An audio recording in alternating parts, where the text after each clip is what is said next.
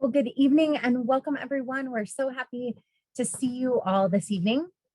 I'm Marilee McFarland, the Senior Director of Alumni and Field Relations here at Principia, and we're so grateful that you've joined us for our May Book Club talk with Linda Conradi on the book Giver of Stars by Jojo Moyes. I really enjoyed this read and the history and literature and this important time in US history, and it was fun to learn about all of that. And I hope that you enjoyed the book as much as I did. We're hosting this event tonight, as you can tell, as a Zoom meeting, which gives us the opportunity to have breakout discussion groups following Linda's talk. So we invite you to stay on for those discussion groups, even if you haven't had a chance to finish the book, hear what others have to share about the book, and we'd also love to hear about what you're reading right now. We have a few upcoming events that we want to make sure that you know about. In June, we will be having an incredible offering of Principia Lifelong Learning courses as part of the mini summer session online.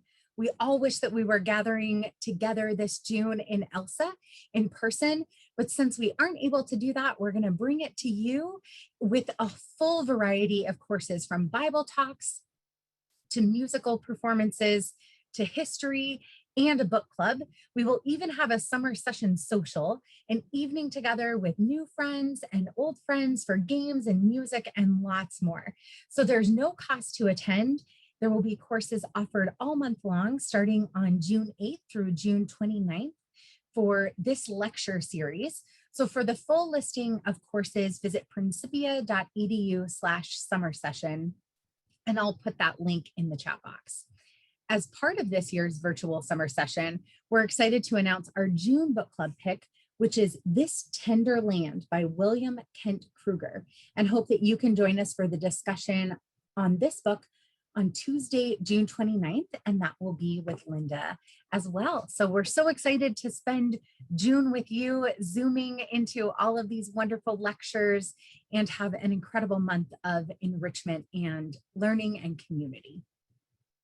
Before I turn the screen over, I'd love to introduce you to our speaker. Many of you are familiar with Linda Conradi from all of the book club talks that she's been leading over the past year. She is a longtime lifelong learning faculty member and is joining us today from her home in Duluth, Minnesota, where she lives near the shore of Lake Superior. She is an avid reader, usually reading about one book a week, and always looks forward to the next great discussion book. For several years, Linda has conducted a course at summer session entitled Hooked on Books, and she hosted book club talks as well on a Principia Lifelong Learning cruise from Montreal to New York a few years ago.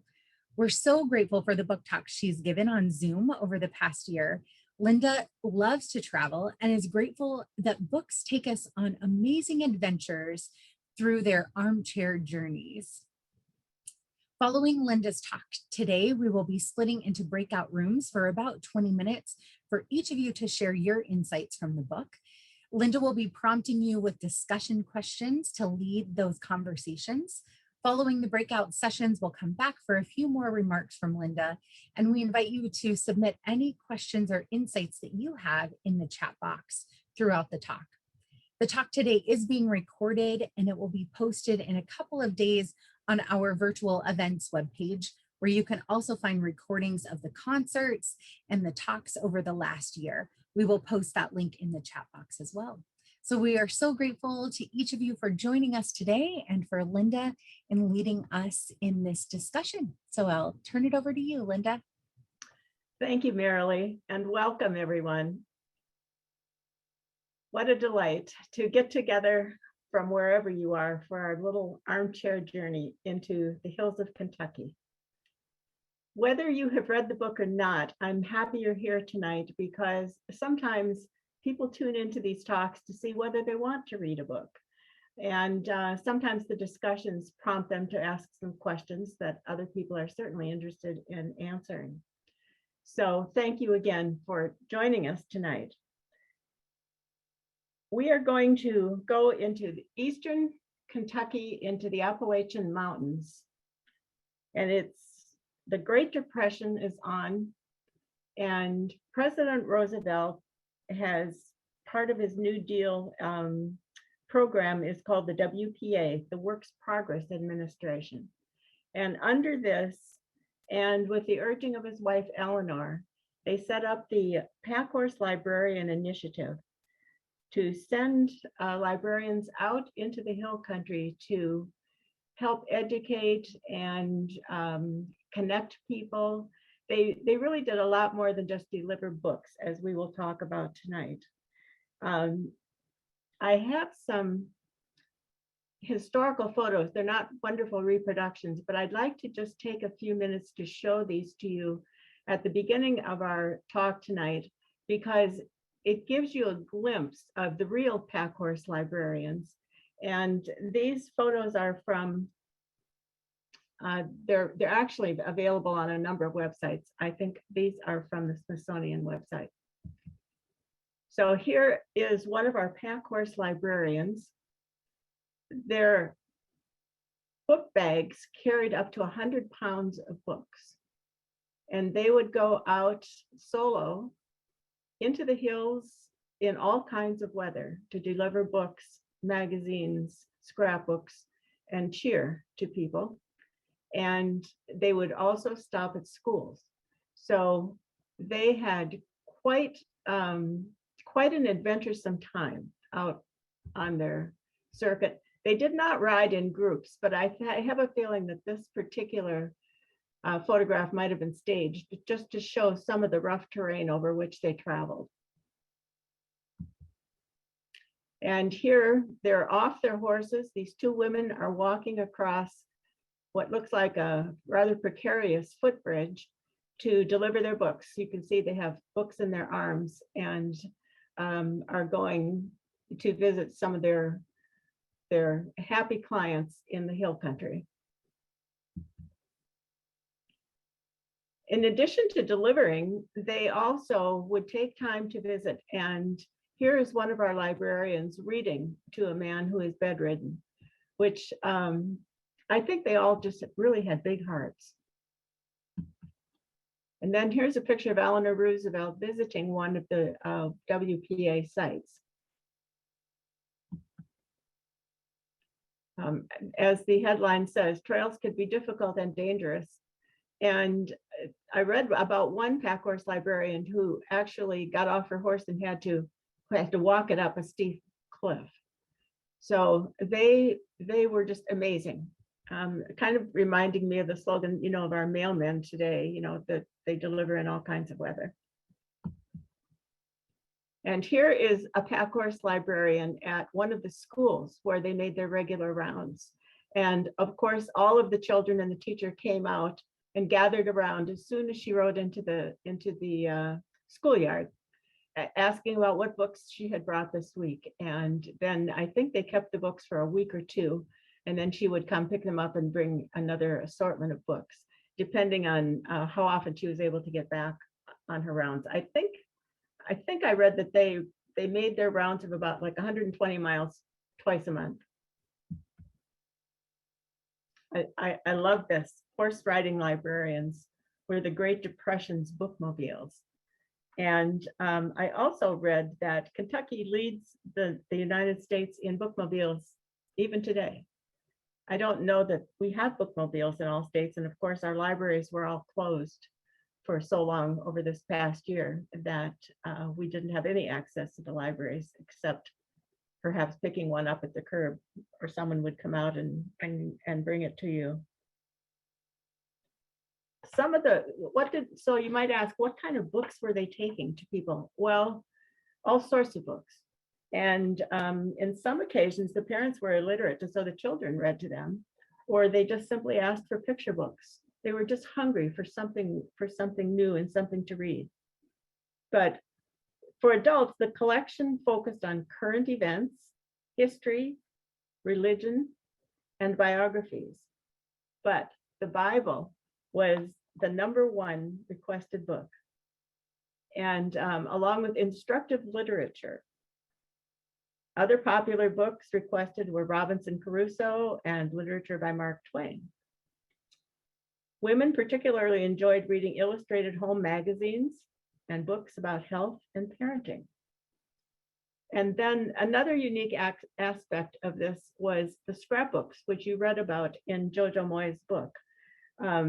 Sometimes books would come back tattered and torn, and really there wasn't much left of them. And so they would rescue what was available and paste it into scrapbooks, along with recipes and quilting patterns and other news that they could share. And so the scrapbooks also became extremely popular.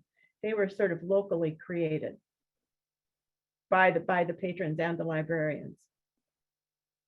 All of the books in this whole program were donated, and they came from all over the country. So it is just amazing. This was the 1930s and 1940s, and there was just a wonderful spirit about promoting literacy that is deeply admirable. This program only ran for about 8 years. So that's a little bit of the actual historical background.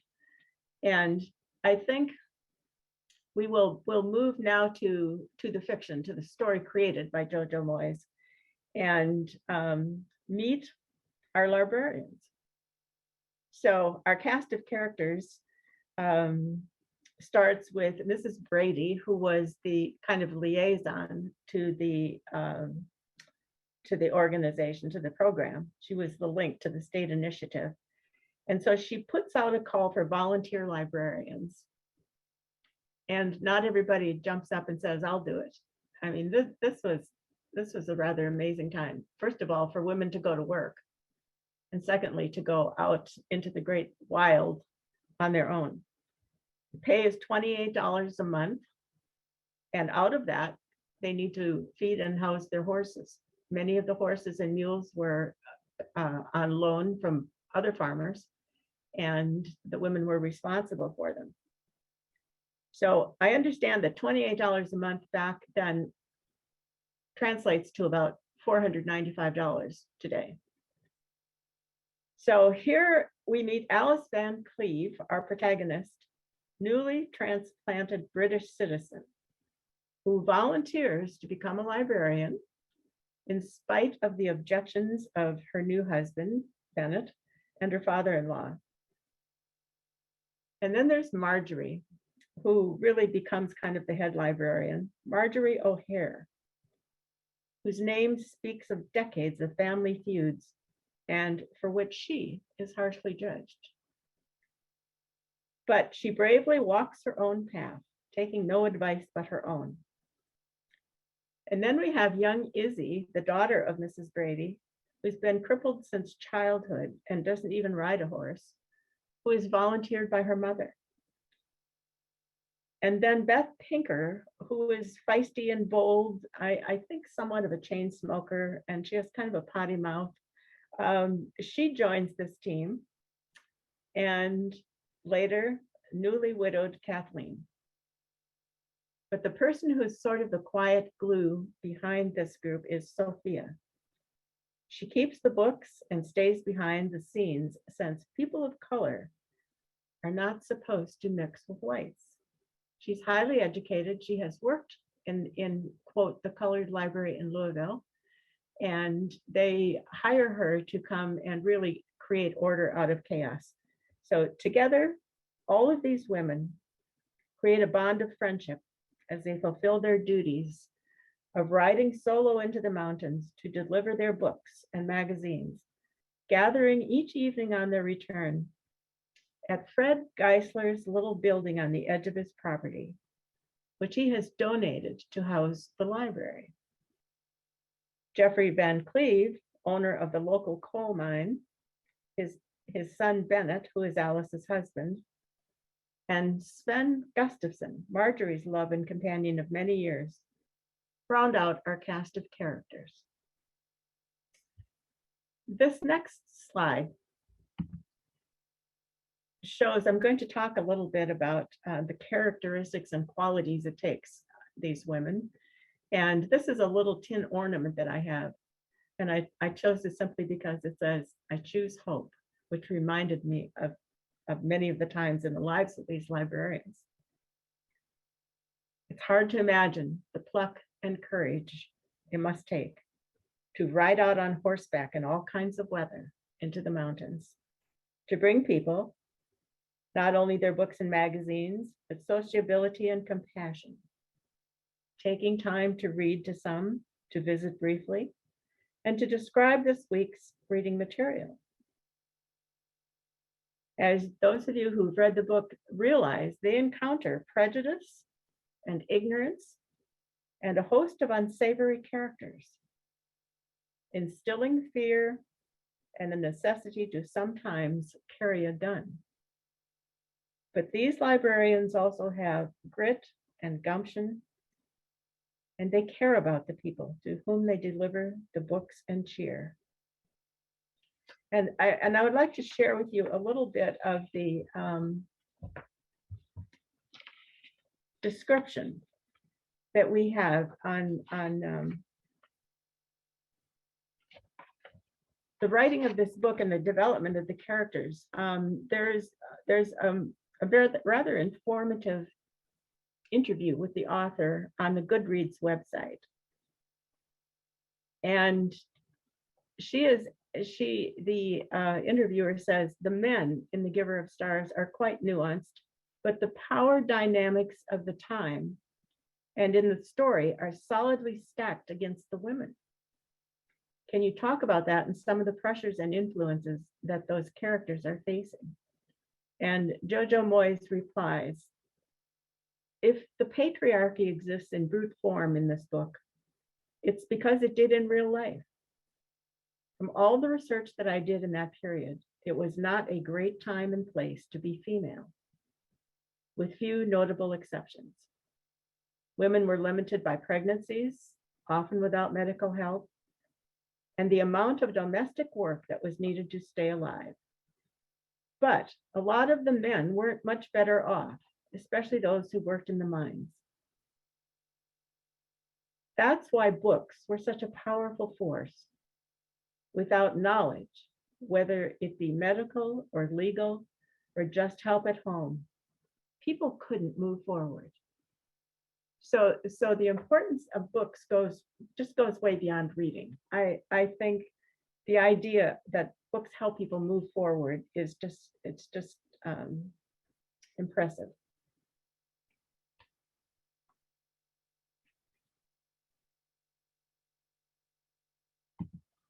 So here's my first discussion question for you. Which of the women in this story speaks to you, and how does she do so? So feel free to comment in the chat room or to bring it up when you get into your discussion group. And now we come to probably the most controversial person we're going to meet. We don't actually meet her in the book, but she's the author of the little book called Married Love that is quietly passed around by the librarians to their different clients. And this is a real book. I looked it up, and it was written in 1918 by a British botanist named Marie Stopes. And she was also one of the forerunners of advocating contraception and also abortion. And she was pretty controversial in her time, and her book remained in controversy for years and years. Even in our country, it was in and out of the courts, but it is available and you can actually buy a copy of it. But I will have to warn you that it's very stilted language, as it was in the time that the book was written. But it was of enormous help to people because they didn't have discussions about what she calls married love. And due to ignorance, and mostly ignorance, I believe, there was a lot of unhappiness. So the librarians were sharing her book basically to help one another. And that, I think, in itself is pretty admirable.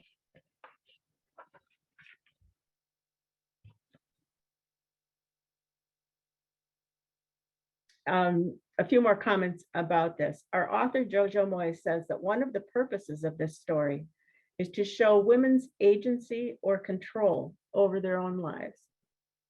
And as we see in this story, this is not an easy achievement, nor is it pleasant to read the pages where Alice suffers a beating by her father-in-law to show her who is in charge of her life. There are some really, truly tough moments in this story, which I expect some of you might talk about when you get into your chat rooms. But they mirror women's worldwide struggle for equality to this day. This theme resonates with women everywhere. It is still relevant. So my next question is, whoops, wait a minute, just a second here. Nope, I'll just tell you what it is. What is your take on these gritty stories in the overall message of this book? What is your take on the gritty stories? And some people earlier today said that some of it was hard to read. But now we'll turn to the title of the book. What did you think this book would be about when you first learned of its title? And how does the title, The Giver of Stars, fit into the story? Well, Jojo Moyes says that she got this title from a poem by Amy Lowell, who's an American poet, lived in the late 1800s and early 1900s. And it is a love poem. The whole poem is in your book. But just the opening line, hold your soul open for my welcoming, obviously is about love. And yet there's nothing that's actually spelled out in this poem, but it's given to Alice by Fred, she's the apple of his eye, and yet she's very unhappily married. And so he really is honorable and is the gentleman. And at one point tells her all he has that he can give her is words. But some of the words that he gives her speak for themselves. Alice is so desperate to understand the frustrations in her own marriage. The gift of poetry from Fred lifts her heart when she badly needs lifting. So when asked about the meaning of its title in the Q&A at the end of the book, Moyes says that this poem forms a pivotal moment of the story. She says, it's a beautiful, tender, romantic poem that spells nothing out, but leaves you a little breathless. And it was written by a woman who couldn't express what she really felt, a little like Alice and Frederick. And you can learn more about that particular story in Amy Lowell's life simply by Googling her name, and you come up with quite a bio. But as I read this book and thought about the meaning of the title, something else came to me, that there's another possibility for the meaning of The Giver of Stars. And this is the description of fireflies. Fred invites Alice to sit on the swing one evening to just visit after dinner. And they are on the swing and he tells her to look up. So you as the reader also feel like you're looking up and you're invited to look into the early evening dusk to see the magic of the blinking fireflies. Those of us who live in the Midwest and eastern parts of the United States are treated to this brief display for about 2 weeks between late May and early June. This is firefly time right now for us here, particularly in the Midwest. These little fireflies flash their lights in the grass and low tree branches as dusk gathers. Alice, who has never seen fireflies, is swept up in their magic. And I also need to inject a memory that quickly came back to me from the Crawdads book, those of you who read that one, of the role the fireflies play in that book as well. And of course, we can read a lot into the idea of looking up to the stars for inspiration and simply for the love of nature's wonders. So I think you can take the title of the story and spin it in several different directions. but the actual meaning of it comes from, as the author says, from this poem. This is the backside of the little ornament that I showed you earlier on hope. And on the back, it says, "This is where courage lives." So I'd like to talk for just a couple of minutes about this quality and the qualities that these women live to nurture one another, to make their way in their own lives. The story reflects the nurturing quality of friendship shared among the librarians. It honors women's support of one another, their loyalty and trust, as well as giving us glimpses of flashes of anger and frustration. But underlying all of this, there is a bond that develops among them that carries each of these women through tough times and gives her courage to keep moving forward and not to give in to despair or discouragement. Sophia, the only woman of color in this group, is kind of a quiet strength. As she creates order among the chaos at the library, keeping the records, repairing books, creating scrapbooks, she holds her own and is respected by her coworkers, even as she is careful to keep her presence under the radar of ugly racial bias all around her. And of course, toward the end of the book, Sophia plays a quiet but very important role in the keeping of the records in the ledger. In an author interview posted on Goodreads, Moyes was asked about the depiction of friendship in this book, and she replied, "I really wanted to write a book with female friendship at the heart of it. I wanted these women to be capable and resourceful, and to each grow as a result of the support and friendship they get from the other women. You know, when you have that time with a friend and come away feeling uplifted and inspired, that's the feeling I wanted to foster."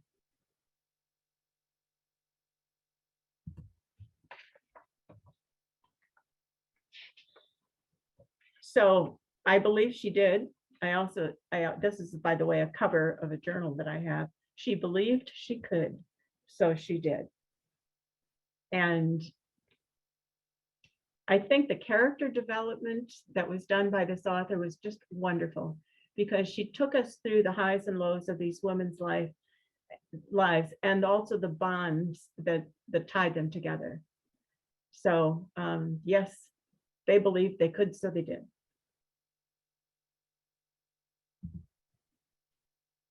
So here is another question to ponder. What ideas or actions of the characters made you want to have a one-to-one conversation with them? And here I'm also hoping that maybe some people will bring up some of the feelings that you had when you just felt like you wanted to pull up one of the characters by the bootstraps or sit down and have a really serious one-to-one conversation. You may not be agreeing with their actions or their words. And perhaps you would like to talk about some of those situations.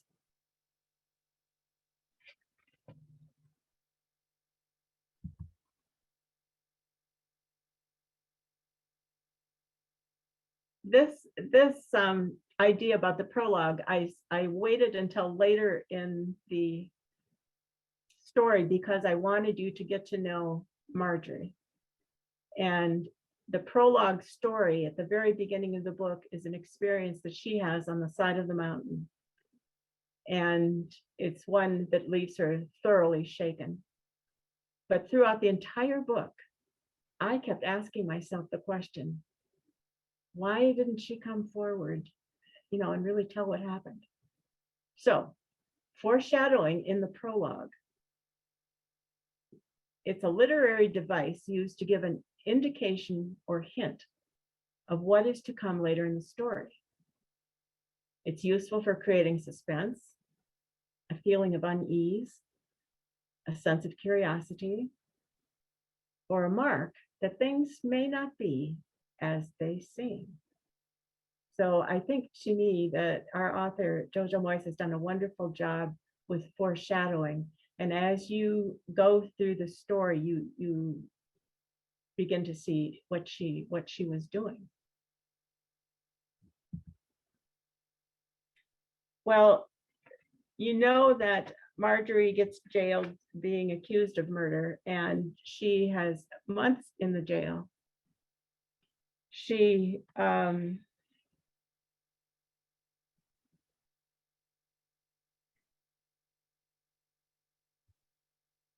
well, let's see. What do I want to say? She delivers a child in jail in unsanitary conditions. It is awful. It is terrible. And this is not an easy chapter to read, but it also helps you realize the lows that Marjorie came to. And she truly, in the trial, thought she was going to be jailed for life. And the librarians had gathered every day at the trial, and while they were waiting for the courthouse to open, there was a lot of catcalling and unkindness shouted toward the jail, toward Marjorie, and people had come like it was some sort of a circus. Well, Izzy stepped forward. Izzy, who had sung often in the library at night when they came back and the others had joined her, she had a beautiful voice.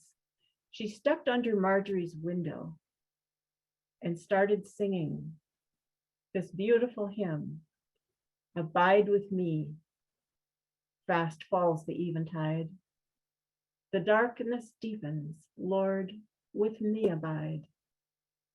When other helpers fail and comforts flee, help of the helpless, oh, abide with me."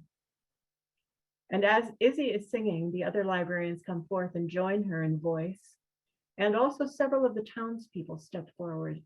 And pretty soon their singing silences this ugly crowd. It is a very poignant moment. And at the end of the song, Alice looks up at Marjorie's window and she calls out to her, "You stay strong, Marjorie. We're with you. We're right here with you." And Marjorie hears Alice's voice and she lowers her head to her lap and she weeps. If you're not familiar with this hymn, I recommend going onto YouTube and just put "Abide with Me" hymn, and you will find many different versions of this beautiful, beautiful hymn from the 1800s. And some are solos, some are instrumentalists, some are choirs. There is such a healing, uplifting sense to this hymn that I went back and read those few pages again and just almost felt chills, because you saw how uplifting their voices to prayer quieted the crowd. It's to me one of the more moving moments in the whole book, and you might wish to share with each other what your take is on all of that when you get to your discussion rooms. So we come to the point where I would like to ask the takeaway question. What resonates with you when you come to the end of this story? Now, we did not talk about the way it ends because there's quite a bit of a surprise that comes in the way the whole story is resolved, and you may want to discuss more about it together. But for those of you who haven't read the book, I didn't want to give you any spoilers, and hope that you have heard enough tonight that you will want to dig into this book and read it. It is, to me, a story of the development of character and friendship and supporting one another through life. So at this point, before we go back to Marilee, I want to say that there is another book that came out about the same time as this one, called The Woman of Troublesome. I think it's called The Woman of Troublesome Creek, Bookwoman of Troublesome Creek, and it's also about packhorse librarians, really in that same part of Kentucky during the same time. But the two books are very different stories. And I wanted to discuss this one because I really do love the character development in this story. So now I will turn you back to Marilee to put you into your breakout rooms, and then I'll see you again just before the end. Excellent. Thank you so much, Linda. And thanks to those of you who have entered your thoughts in the chat box. So fun to read those. We will now go into breakout rooms. So we hope that you will join and stay in those rooms. I will open them right now, and you should receive an invitation to join one of the breakout rooms. I just have a couple of comments that I'd like to make as a wrap up, reminding us that historical fiction plants our feet both in the world of fact and the world of imagination. Sometimes an author has only the bare bones of a story from history, and thus takes us on a journey of a created world. This works for the reader when the story is plausible, or touches our heart, or makes us laugh or cry, or all of the above. In The Giver of Stars, Jojo Moyes has given her readers a glimpse of a world that we can visualize, and in some cases relate to personally. But I need to remind us, not all books appeal to all readers, so we try to be discerning before we commit to a book. I hope that you have found this book worth reading and discussing, and for those of you who have not yet read it, that your appetite is whetted. And if you're fortunate enough to have glimpsed blinking fireflies at sunset, then you have been sprinkled with a bit of pixie dust that might inspire you to keep reading. Books are a treasure, and I thank you for sharing this armchair journey with me. Marilee? Excellent. Well, thank you so much, Linda. And it looks like a few people have recommended some books in the chat box. So if you want to look at those, The Camel Bookmobile and The Blitz of Belfast. So those are some great recommendations that people have put in the chat box if you're looking for other books. We hope to see you in June for our June book club pick, This Tender Land, as well as all of the summer session online offerings happening in June. So be sure to visit principia.edu/summer session for that full list of courses and lectures. And we look forward to seeing you all on Zoom in June. Have a great evening. Bye-bye. Bye, everybody.